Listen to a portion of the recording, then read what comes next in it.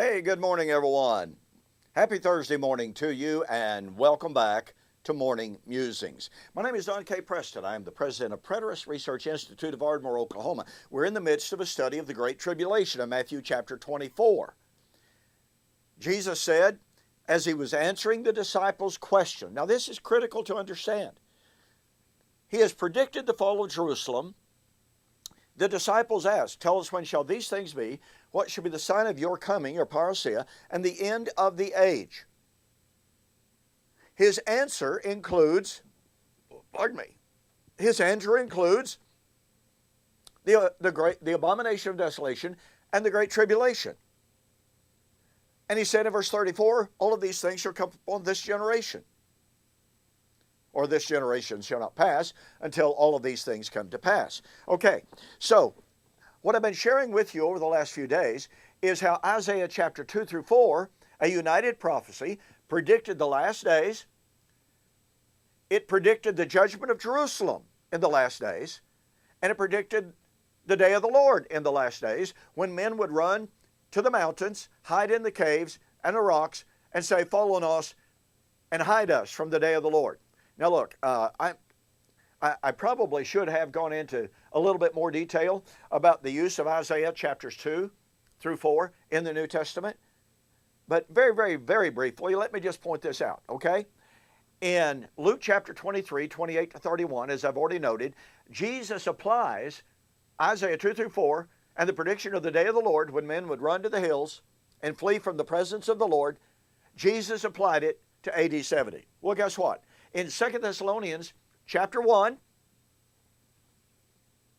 Paul cited the exact verse, the exact same verse that Jesus applied to AD 70.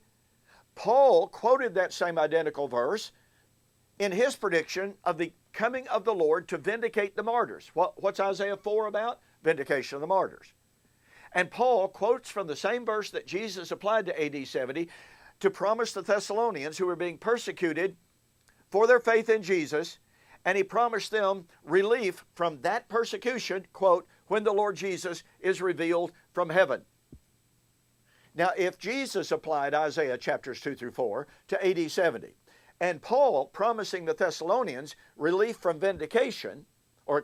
relief from persecution at the coming of the Lord, which is what Isaiah was predicting, then upon what hermeneutical principle do we say, well, Jesus might have been, and Jesus was predicting the judgment of Jerusalem in AD 70, no question about that, but, Paul is using it to speak of something different. Really?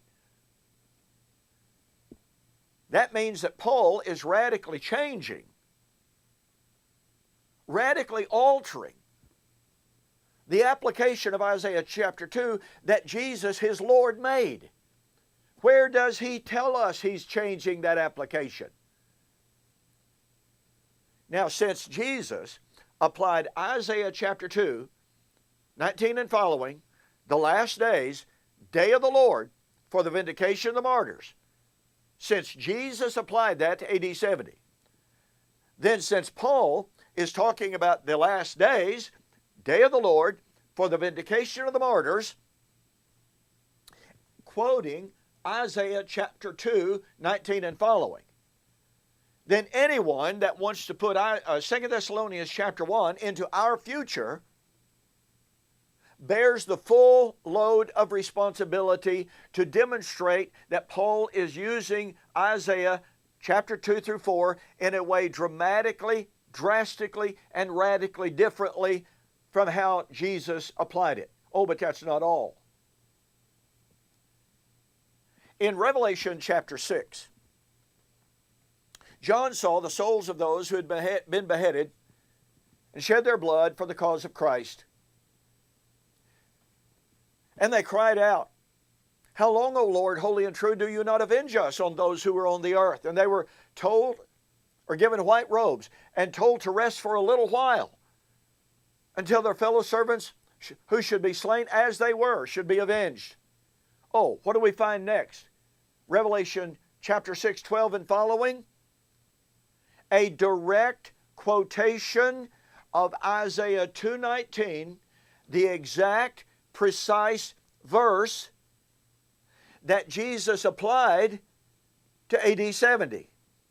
The exact precise verse that Paul used to promise the vindication of the martyrs, the vindication of the Thessalonians at the coming of the Lord. So here is John quoting from Isaiah chapter 2 to predict the vindication of the Lord that was coming soon. It was at hand. It was coming quickly. The day of the Lord. And he tells us of the martyrs crying for vindication. They were told they only had to rest for a little while. A little while. Yeah, 2,000 years we were told. Folks, I'm sorry, that's not a little while.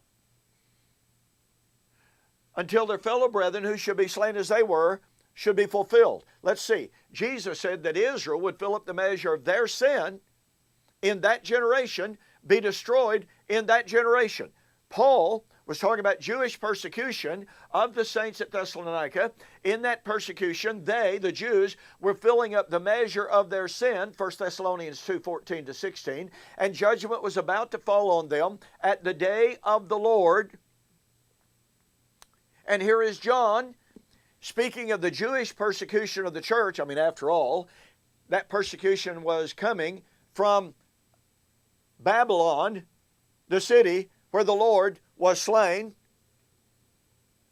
and promising those martyrs vindication at that coming judgment of the city where the Lord was slain, quoting directly from Isaiah 2 through 4. Remember that Jesus applied to AD 70. So here we have Isaiah predicting the day of the Lord in the last days, a time of judgment on Israel and a time of the vindication of the martyrs. Here is Jesus quoting from that prophecy and applying it to AD 70. We have Paul quoting from those very same verses that Jesus quoted and that Jesus applied to AD 70, and Paul was promising imminent vindication of the martyrs at the coming of the Lord. And here we have John promising the imminent vindication of the martyrs at the day of the Lord, quoting the same identical verses from Isaiah that Jesus applied to AD 70, and John was speaking about the imminent judgment of the city where the Lord was slain. All of this means that the Great Tribulation was in the first century, inextricably and inseparably bound up with the fall of Jerusalem. And since it's the last day of the Lord, then that means you cannot divide Matthew chapter 24, or the Olivet Discourse, into a discussion of AD 70 versus the end of time. It's not there. And if Matthew chapter 24 cannot be divided into two separate subjects, guess what? There are not two separate comings of the Lord in the New Testament, because the Olivet Discourse is the foundation for all New Testament eschatology. Look, I discuss all of this and a whole lot more in my book, The Resurrection of Daniel chapter 12, verse 2, Fulfilled or Future. Go to my website, donkpreston.com, bibleprophecy.com, and order this book, and be sure you mention that you saw the offer on YouTube or Facebook, and I'll refund your shipping, saving you $5. Well, thank you so much for joining me for this morning's Morning Musings. Don't forget, we'll continue with our discussion on the refutation of Sam Frost's book, The Parousia of the Son of Man, on the flip side. So I'll see you there.